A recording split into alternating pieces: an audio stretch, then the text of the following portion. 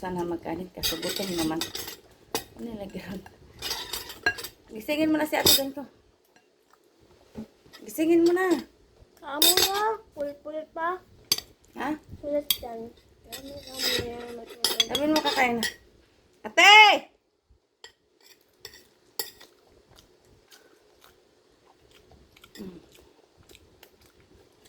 Ano kami pa na? Dala na. Manta ka magkanin.